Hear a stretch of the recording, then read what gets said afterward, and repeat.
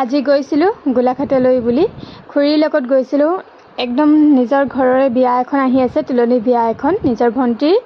তাৰ বাবে গৈছিলোঁ কাপোৰ কিনিবলৈ আৰু এইখিনি দেখুৱাইছোঁ দেই। কোনযোৰ পচন্দ লাগিছে আপোনালোকে কমেণ্ট এটা কৰিব। আচলতে বহুত বেছি ভিডিঅ' কৰা নাই, জানেই নহয় মই অকণমান লাজ কৰোঁ, যিহেতু মই নতুনকৈ এইটো ক্ষেত্ৰত আহিছোঁ, সেইবাবে মানুহৰ আগত অকণমান লাজ লাগে ভিডিঅ' কৰিব। বাৰু যিখিনি পাৰোঁ কৰি আনিলোঁ। আৰু আমি চিলেক্ট কৰা কাপোৰযোৰ এইযোৰ। কেনেকুৱা লাগিছে বাৰু কাপোৰযোৰ কমেণ্ট কৰি জনাব দেই। বেবী পিংকৰ আছিলে কাপোৰযোৰ। কাপোৰখিনি কিনি এয়া আমি দোকানে অলপমান ঘূৰিলোঁ, যি টি কিনিবলগীয়া আছে সেইখিনি কিনিলোঁ। চেণ্ডেল কিনিলোঁ, চেণ্ডেলযোৰ আপোনালোকক দেখুৱাম দেই, ঘৰ পাই লওঁগৈ তাৰপিছতহে দেখুৱাম। আৰু সকলোবোৰ বজাৰ কৰি হোৱাত অকণমান কিবা এটা খাই ল'লোঁ, পেট পূজাটো কৰি ল'লোঁ আৰু তাৰপিছত আহিলোঁ ঘৰ।